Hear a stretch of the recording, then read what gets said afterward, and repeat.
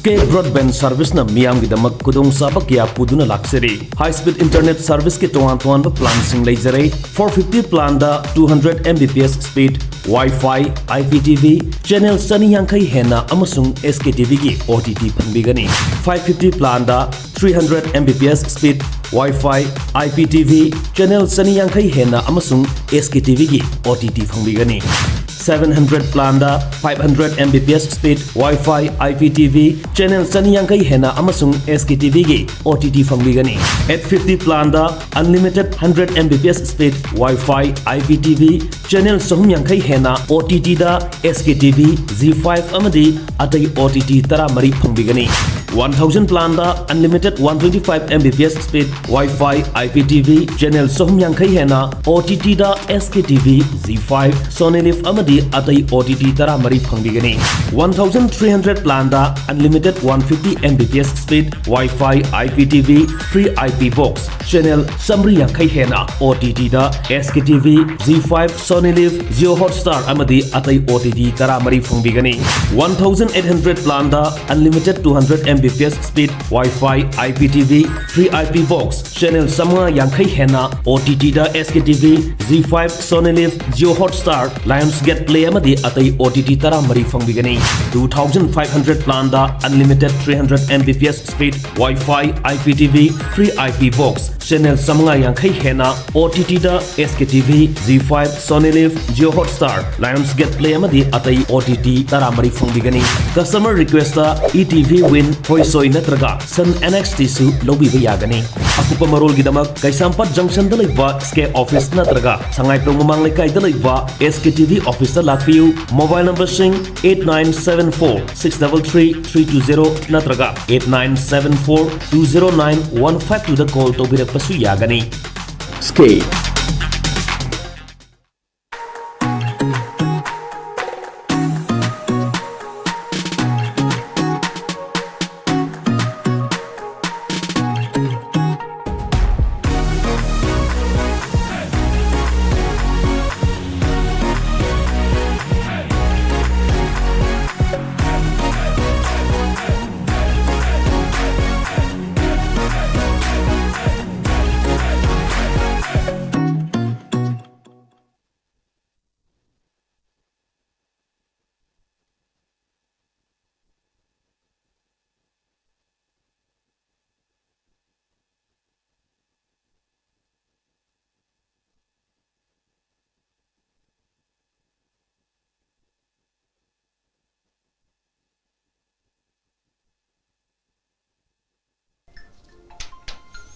Kuramjari, SKTV News, Jimbe Puno Puta Manipur File Secretary Mayum Premchana Tanam Hokshari. Hausi Miyam na quiet gi, Ngaine Riba, Aduga Miyam na E Pau, the Tatan Thiri Basi, Manipur da Prime Minister, Lakpagi Wari, Manipur the Ladiba, suspension operation the Ladiba, Kogi, group Singna, Karam activity at Chatari, agreement Matunda, Karam Rokshin Tokrabage, Masigi, example have bu, Narangasi. Mol nom da kulai paiba kuki gi kangbu amana bus ama thattuna maduda check tawkhiba adugumba thawong sing lakraba masigi marak achida agreement tawba kuidriba chayol ama fawa phadri ngaida kuki kulai paiba singna yamna phongna kulai paira kanda combat dress ta bus amada check tawba gi dugumba visual ama viral orakpa aduga nakal amaromduna amuk Prime Minister Lak Pagi Damu Tuan from Kara Shemba Saba Horakpa Prime Minister Lak Tringaida Manipurda Mahak Lak Payanabi Tuan but Torang Kiama Tuan ba Tokshil Kiama Sanapu Manung Chana suspension of operation Asishu that 4 da sign Tongaduna Masida Pagi Manipurgi territorial integrity Kahan Bayab Wapam Adumapu Haribu Wapam si Tamna Shur Group to Leriba Singna Makogi Union Territory ke demand aduri adumak tokigani habi ofam sumuk thamakeba laikrabani adubu mayamasi themjellakanda mayamasi kogi tuan ba mokoi thajaba singa du tamatan pina bagi jamakta ofam kyama thamakanda Prime Minister lakna ba shillingai da hojuk oirkiba phibam si kare sunate ngarang na molnom na kulai paiba kuki singna bus satlaga check tawre ngasina amuk United Naga Council UNC na free movement regime haidna Myanmar में India यंगफैदा kilometre 13 चंगथोक चंसिन तौबु यानरबदु थिंजनखिबा मदु लौथोखिबगी मायोक्ता अमदि border fencing तौबुगी मायोक्ता मतम कक्तबा trade को blockade है बतारे economic blockade की सुगुम्बा खोंजंग लाखिबा मसगी मयाम असिदा ताकपदी prime minister Narendra Modi ने मणिपुर लागू मतमदा महांगना पीगदरिबा पाउकुम मसी तोवान issue के याना थल्लबा वहंग कियागी पाउकुम ओइगेतौरी अदुना Hiram मसगी मतंगदा खनबदि थमजरिबु topic असि मोलोम suspension of operation and arm reality Manipur खुलाई पाइब सिंगी रोल हाइबनी तसेंग हारगदि मसगी मतान खनबदि कलेक्शन बिरिबसि हमदा आइगी हेक ओइ थंग कलेक्शन बिरिबसि यूएनआई की ब्यूरो हेड ओइबिरिबा निंगथौ खोंजम सतजिनी जाबु हम ताम नोक्सरी मथंग कलेक्शन बिरिबसना शिवसेना मणिपुर स्टेट यूनिट के प्रेसिडेंट ओइबिरिबा ओजाइन तोंबिनी जाबु सलाम नोक्सरी अदुगा ओइ थंग कलेक्शन बिरिबसना CPIM मणिपुर स्टेट काउंसिल की सेक्रेटरी ओइबिरिबा ओजा शांतनी जाबु सलाम नोक्सरी थैंक आई हानम वफम सी ओजा जरि ताकसके ओजा मरुइना मणिपुर की हुजल रिबि इशू सी सस्पेंशन ऑपरेशन सी साइन तौनबसी पामदे तौबिगनु हाइबसी तोवान बसी एसु Kiana हायखरब वफमनी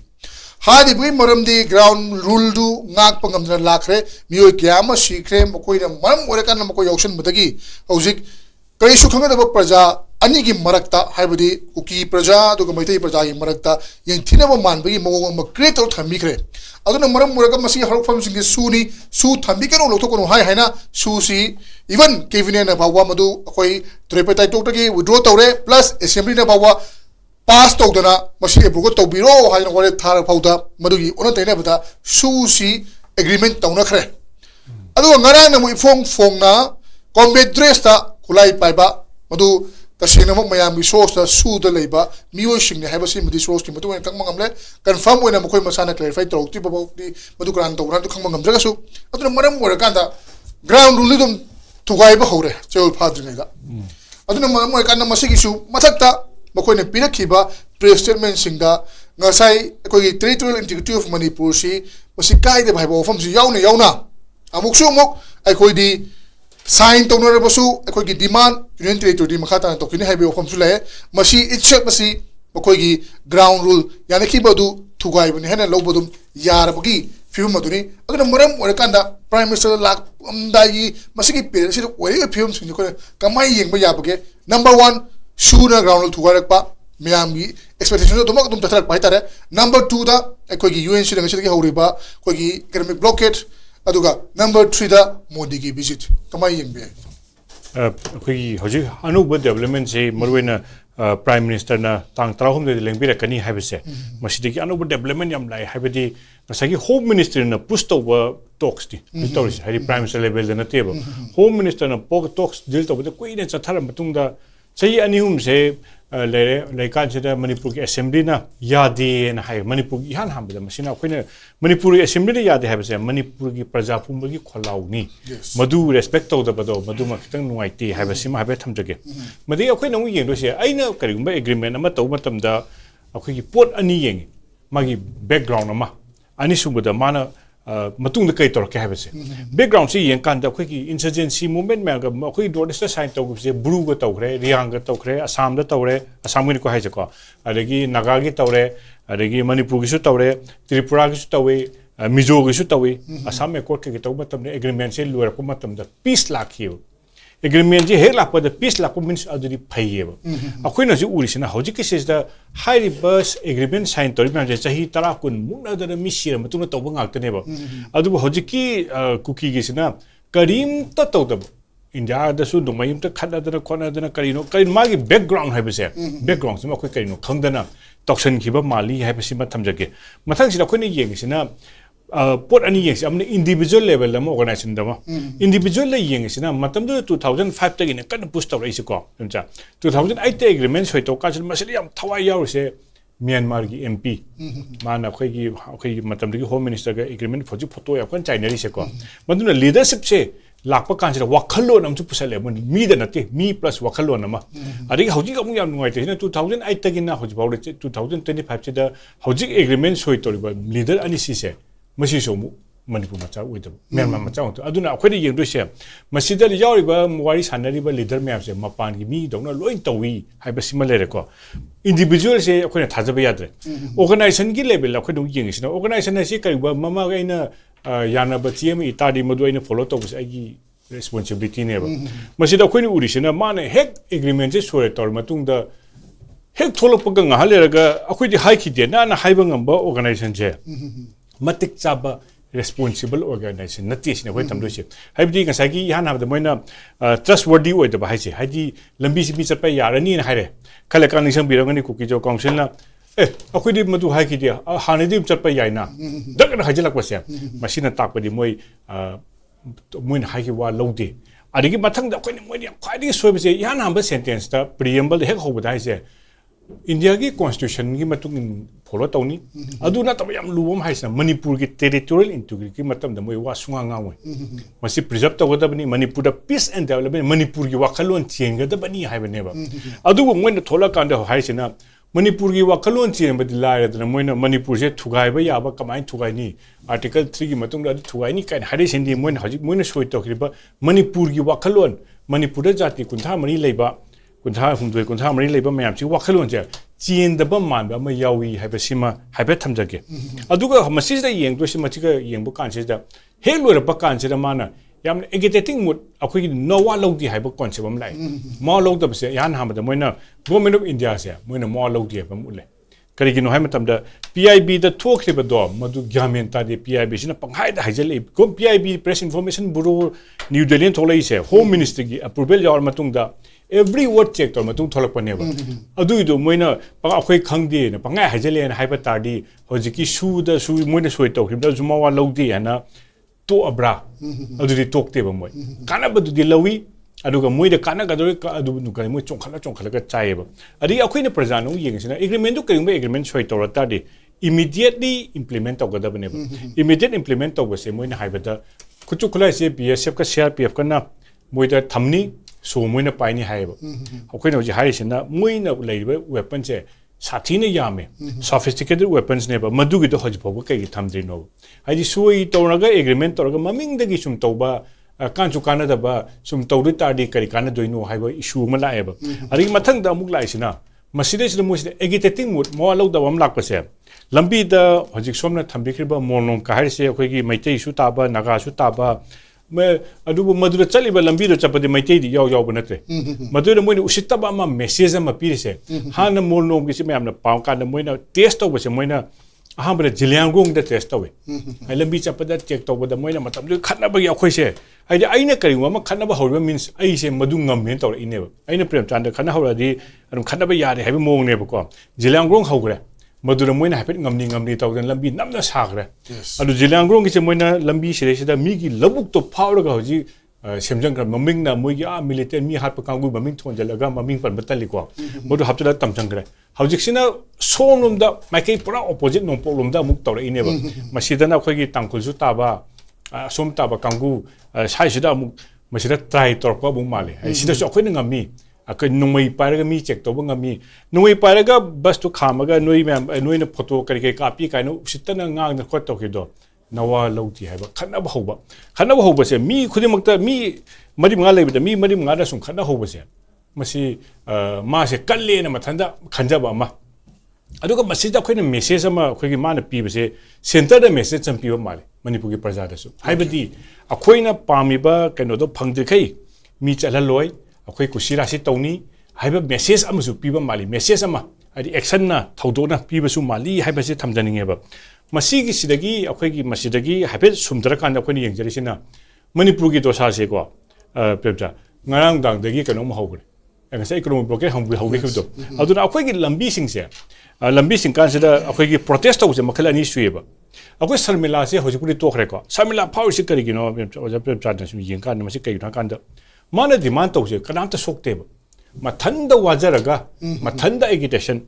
ahimsa non violence akhoi mahatma gandhi se non violence toroga indian movement ya kan power se kai gi no mathanda chara helaga ꯃꯊꯟꯗ ꯋꯥꯍꯜꯂꯒ ꯇꯧꯕꯅꯦꯕ ꯃꯗꯨꯒꯨꯝꯕ ꯃꯨꯚꯃꯦꯟ ꯅꯠꯇꯦꯕ ꯃꯣꯏꯒꯤ ꯃꯨꯚꯃꯦꯟ ꯑꯩꯈꯣꯏꯅ ꯁꯨꯝ ꯍꯥꯏꯋꯦꯗꯁꯨ ꯑꯗꯒꯤ ꯀꯨꯀꯤꯁꯤꯡꯁꯤꯅ ꯇꯧꯕꯁꯦ ꯃꯣꯏꯅ ꯇꯧꯕꯁꯤꯅ ꯃꯤꯉꯣꯟꯗ ꯗꯤꯁꯇꯔꯕ ꯇꯧꯔꯒ ꯃꯥꯒꯤ ꯗꯤꯃꯥꯟ ꯐꯪꯅꯤꯅ ꯇꯧꯕ ꯗꯤꯁꯇꯔꯕ ꯄ꯭ꯔꯣꯕ꯭ꯂꯦꯝ ꯃꯌꯥꯝꯁꯦ ꯉꯁꯤꯐꯥꯎꯗ ꯁꯛꯁꯦꯁ ꯑꯝꯇ ꯑꯣꯏꯗꯦꯕ ꯍꯥꯏꯗꯤ ꯗꯤꯃꯥꯟ ꯑꯃ ꯇꯧꯒꯦ ꯍꯥꯏ ꯇꯥꯔꯗꯤ ꯑꯩꯅ ꯇꯧꯔꯤꯕ ꯗꯤꯃꯥꯟꯁꯦ ꯃꯤ ꯁꯣꯛꯍꯜꯂꯒ ꯂꯝꯕꯤ ꯊꯤꯡꯉꯒ ꯃꯤ ꯍꯥꯠꯂꯒ ꯇꯧꯒꯦ ꯇꯧꯕꯁꯦ ꯑꯗꯨꯅ ꯑꯩꯈꯣꯏꯒꯤ ꯂꯝꯕꯤ ꯊꯤꯡꯉꯤꯕꯁꯤꯡꯁꯤꯗ ꯑꯩꯈꯣꯏꯅ ꯍꯥꯏꯖꯅꯤꯡꯕ ꯑꯃꯅ ꯁꯣꯝꯅ ꯀꯔꯤꯒꯨꯝꯕ ꯗꯤꯃꯥꯟ ꯇꯧꯕ ꯍꯥꯏꯁꯦ ꯃꯥꯒꯤ ꯔꯥꯏꯠꯅꯦꯕ ꯑꯗꯨꯕꯨ ꯃꯤꯒꯤ ꯄꯨꯛ ꯊꯠꯂꯒ ꯃꯤꯉꯣꯟꯗ ꯋꯥꯍꯜꯂꯒ ꯇꯧꯒꯦ ꯍꯥꯏꯕꯗꯨꯗꯤ ꯊꯥꯗꯣꯛꯄꯤꯔꯣ ꯑꯅꯧꯕ ꯋꯥꯈꯜꯂꯣꯟ ꯑꯃꯗ ꯃꯣꯏꯒꯤꯗꯤ ꯌꯥꯝ ꯄ꯭ꯔꯤꯃꯤꯇꯤꯞ ꯑꯣꯏꯃꯜꯂꯦ ꯑꯅꯧꯕ ꯋꯥꯈꯜ ꯑꯃ ꯍꯣꯡꯉꯁꯤ ꯑꯗꯨꯗꯤ ꯃꯣꯏꯅ ꯇꯧꯔꯤꯕꯗꯨꯁꯨ ꯑꯩꯈꯣꯏꯅ ꯁꯞꯄꯣꯔꯠ ꯇꯧꯔꯛꯀꯅꯤ ꯃꯤ ꯁꯨꯝ ꯋꯥꯔꯗꯤ ꯃꯤꯁꯨ ꯁꯨꯝ ꯁꯥꯎꯒꯠꯂꯛꯑꯗꯤ ꯎꯪꯈꯠꯅ ꯂꯩꯅꯤ ꯑꯗꯨꯅ ꯁꯦꯟꯇꯔꯁ ꯑꯝꯇ ꯍꯥꯏ ꯂꯣꯏꯁꯤꯟꯖꯔꯕꯗ ꯁꯦꯟꯇꯔꯅ ꯇꯧꯗꯣꯏꯁꯦ ꯑꯩꯈꯣꯏ ꯃꯁꯦꯟꯁꯦ ꯃꯅꯤꯄꯨꯔꯗ ꯋꯥꯔꯤ ꯁꯥꯟꯅꯕꯗ ꯅꯥꯒꯥ ꯑꯃ ꯎꯅꯕ ꯒꯣꯕꯔꯅꯔꯁꯨ ꯀꯣ ꯃꯩꯇꯩ ꯑꯃ ꯎꯅꯩ ꯑꯗꯒꯤ ꯁꯦꯟꯇꯔꯁꯨ ꯀꯨꯀꯤ ꯑꯃ ꯎꯅꯩ ꯅꯥꯒꯥ ꯇꯣꯉꯥꯟ ꯇꯣꯉꯥꯟꯅ ꯈꯥꯏꯗꯣꯛꯇꯕꯤꯗ ꯄꯨꯜꯂꯞ ꯄꯨꯟꯁꯜꯂꯒ ꯍꯟꯗꯛ ꯄ꯭ꯔꯥꯏꯝ ꯃꯤꯅꯤꯁꯇꯔ ꯂꯥꯛꯏꯉꯩꯁꯤꯗ ꯑꯣꯄꯣꯔꯆꯨꯅꯤꯇꯤ ꯑꯣꯏꯅ MLA 50 ꯄꯨꯜꯂꯞ ꯐꯝꯍꯜꯂꯒ ꯃꯩꯇꯩ ꯍꯥꯏꯕ ꯂꯩꯇꯦ ꯀꯨꯀꯤ ꯍꯥꯏꯕ ꯂꯩꯇꯦ ꯄꯨꯜꯂꯞ ꯅꯠꯇꯦ ꯄꯨꯜꯂꯞ ꯃꯅꯤꯄꯨꯔ ꯃꯆꯥꯅꯤ ꯏꯟꯗꯤꯌꯥ ꯃꯆꯥꯅꯤ ꯍꯥꯏꯕ ꯀꯣꯟꯁꯦꯞꯇꯨꯗ ꯄꯨꯁꯟꯕ ꯉꯝꯃꯗꯤ ꯁꯛꯁꯦꯁ ꯑꯣꯏꯅꯤꯅ ꯊꯝꯖꯒꯦ ꯑꯣꯀꯦ ꯇꯣꯈꯥꯏ ꯈꯥꯏꯗꯣꯛꯑꯒ ꯌꯦꯡꯕꯒꯤ ꯃꯍꯨꯠꯇ ꯄꯨꯟꯅ ꯃꯅꯤꯄꯨꯔ ꯃꯆꯥ ꯑꯃ ꯑꯣꯏꯅ ꯑꯦꯁ ꯃꯅꯤꯄꯨꯔꯤ ꯑꯃ ꯑꯣꯏꯅ ꯌꯦꯡ ꯇꯥꯔꯒꯗꯤ ꯍꯧꯖꯤꯛ ꯂꯩꯔꯤꯕ ꯏꯔꯥꯡ ꯑꯗꯨꯒ ꯇꯨꯡ ꯀꯣꯏꯅ ꯆꯠꯄ ꯌꯥꯕ ꯑꯗꯨꯒꯨꯝꯕ ꯁꯣꯂꯨꯁꯟ ꯑꯃꯗꯤ ꯄꯨꯔꯛꯄ ꯌꯥꯕꯒꯤ ꯂꯝꯕꯤ ꯑꯃꯗꯤ ꯂꯩꯒꯗ꯭ꯔꯥ ꯍꯥꯏꯕꯁꯤꯅꯤ ꯇꯣꯝꯕꯤ ꯑꯣꯖꯥ ꯑꯩꯅ ꯂꯥꯛꯆꯅꯤꯡꯕꯁꯤ ꯄ꯭ꯔꯥꯏꯝ ꯃꯤꯅꯤꯁꯇꯔꯒꯤ ꯚꯤꯖꯤꯠ ꯍꯧꯖꯤꯛ ꯁꯦꯝ ꯁꯥꯕ ꯑꯌꯥꯝꯕ ꯂꯣꯏꯁꯤꯜꯂꯦ ꯆꯞ ꯆꯥꯕ ꯁ꯭ꯀꯦꯗꯨꯜ ꯄꯤꯗ꯭ꯔꯒꯁꯨ ꯃꯁꯤ ꯂꯥꯛꯑꯅꯤ ꯍꯥꯏꯕ ꯐꯥꯎꯕꯗ ꯄꯥꯎꯗ ꯐꯣꯡꯅꯔꯕꯅꯤ ꯑꯗꯨꯒ ꯇꯥꯏꯃꯤꯡꯁꯤꯗ ꯂꯥꯛꯄ ꯌꯥꯔꯤꯕꯁꯤ ꯑꯩꯈꯣꯏꯒꯤ ꯁꯁꯄꯦꯟꯁꯟ ꯑꯣꯐ ꯑꯣꯄꯔꯦꯁꯟꯁꯤ ꯌꯥꯅꯤꯡꯗꯦ ꯃꯁꯤ ꯑꯦꯗꯚꯣꯀꯦꯠ ꯇꯧ ꯍꯥꯏꯕ ꯀꯥꯡꯕꯨ ꯑꯃ ꯂꯩꯔꯦ ꯑꯗꯨꯒ ꯃꯁꯤ ꯑꯣꯜꯔꯦꯗꯤ ꯇꯧꯈ꯭ꯔꯦ ꯇꯧꯔꯒꯁꯨ ꯃꯗꯨꯒꯤ ꯒ꯭ꯔꯥꯎꯟ ꯔꯨꯜ ꯊꯨꯒꯥꯏꯔꯛꯄꯒꯤ ꯑꯩꯅ ꯍꯧꯖꯤꯛ ꯄꯟꯖꯈꯤꯕ ꯃꯣꯜꯂꯣꯝꯗ ꯉꯥꯡ ꯇꯧꯈꯤꯕ ꯊꯧꯑꯣꯡꯁꯤꯡꯗꯨ ꯑꯃꯨꯛ ꯂꯩꯔꯦ ꯃꯁꯤꯒꯤ ꯃꯊꯛꯇ ꯑꯃꯨꯛ ꯅꯥꯒꯥꯒꯤ ꯑꯣꯏꯕ ꯑꯇꯣꯞꯄ ꯗꯤꯃꯥꯟ ꯑꯃ FMR ꯑꯗꯨꯒ ꯕꯣꯔꯗꯔ ꯐꯦꯟꯁꯤꯡꯒꯤ ꯃꯇꯥꯡꯗ ꯂꯥꯛꯁꯜꯂꯦ ꯑꯗꯨꯅ ꯃꯣꯗꯤ ꯂꯥꯛꯄ ꯃꯇꯝꯗ ꯃꯅꯤꯄꯨꯔꯒꯤ ꯂꯩꯔꯤꯕ ꯏꯁꯨ ꯃꯌꯥꯝꯁꯤ ꯑꯗꯨꯛꯀꯤ ꯃꯇꯤꯛ ꯌꯥꯝꯈ꯭ꯔꯦ ꯋꯥꯍꯪꯁꯨ ꯃꯌꯥꯝ ꯊꯣꯔꯛꯀꯅꯤ ꯍꯥꯏꯍꯟꯅꯤꯡꯕꯁꯨ ꯃꯌꯥꯝ ꯌꯥꯎꯔꯛꯀꯅꯤ ꯄꯜꯍꯟꯅꯤꯡꯕꯁꯨ ꯃꯌꯥꯝ ꯌꯥꯎꯔꯛꯀꯅꯤ ꯑꯗꯨꯕꯨ ꯂꯥꯛꯀꯗꯧꯔꯤꯕ ꯃꯑꯣꯡ ꯑꯁꯤꯗꯤ ꯉꯥꯏꯍꯥꯛ ꯐꯠ ꯂꯥꯛꯑꯝꯃꯒ ꯁꯛ ꯎꯠꯂꯝꯃꯒ ꯈꯨꯠ ꯍꯥꯏꯔꯝꯃꯒ ꯆꯠꯈꯤꯕ ꯌꯥꯕꯒꯤ ꯃꯑꯣꯡꯗ ꯑꯣꯏꯔꯒꯗꯤ ꯑꯃꯨꯛ ꯍꯦꯟꯅ ꯃꯤꯌꯥꯝꯅ ꯄꯦꯟꯗꯕ ꯐꯥꯎꯔꯣꯏꯗ꯭ꯔꯥ ꯍꯥꯏꯕꯒꯤ ꯋꯥꯍꯪꯁꯤꯗꯤ ꯀꯩ ꯊꯝꯕ ꯌꯥꯏ ꯌꯦꯡꯕꯤꯔꯛꯄꯅꯣ ꯑꯩꯈꯣꯏ ꯀꯥꯏꯈꯣꯟ ꯎꯠꯆꯔꯤ ꯃꯁꯤ ꯌꯥꯝ ꯁꯦꯡꯅ ꯍꯥꯏ ꯀꯥꯟꯗ 2022ꯒꯤ ꯃꯇꯝꯗꯨꯒꯤ ꯏꯂꯦꯛꯁꯟꯗꯨꯗꯒꯤ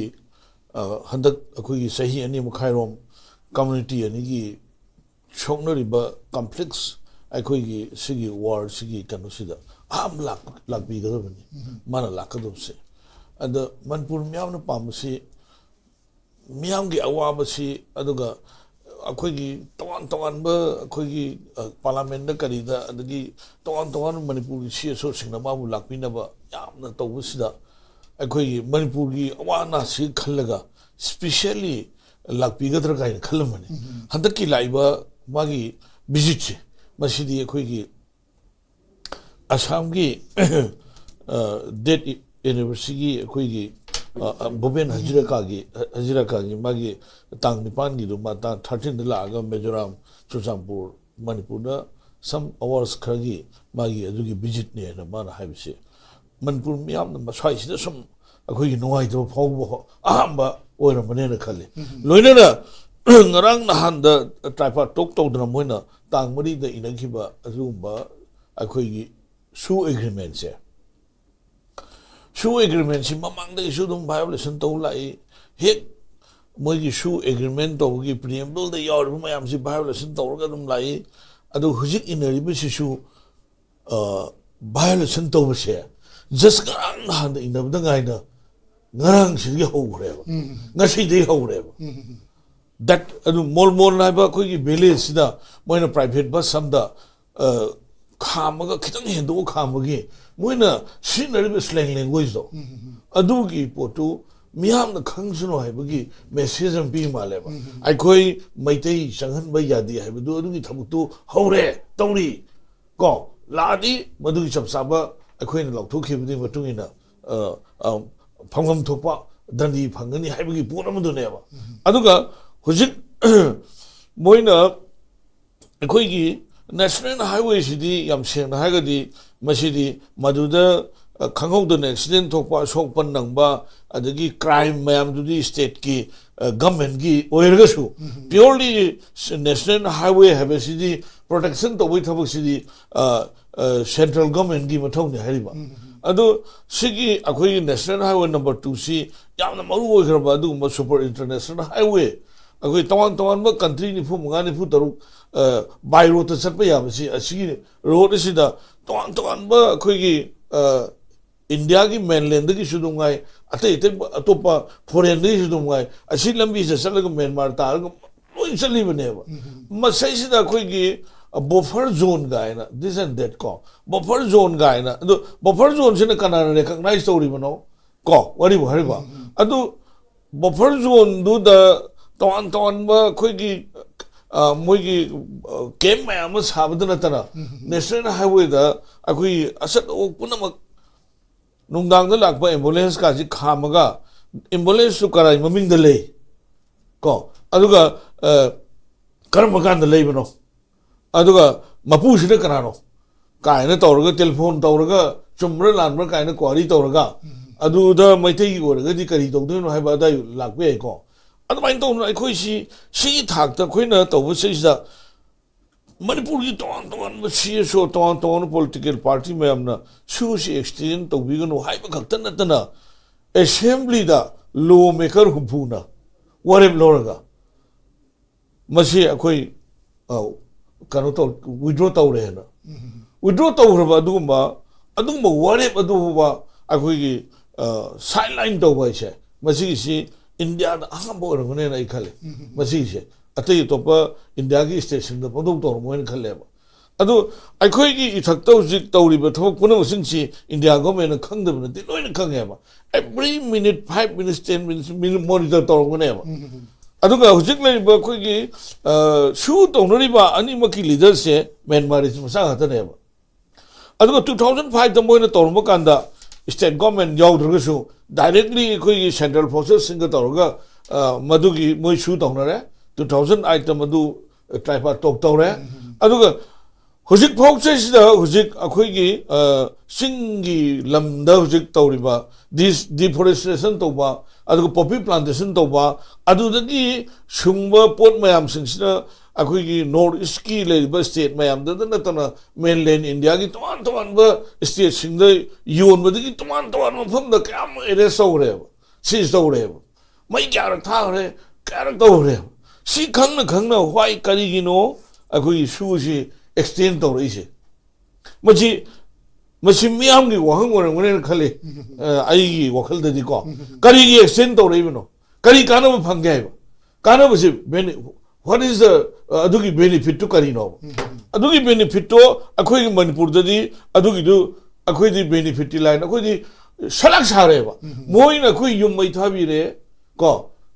adugi haidok bu ya da kaya ama rape tawbi re kaya amana angang tha nipan mapan chu ha le kaya amana khoi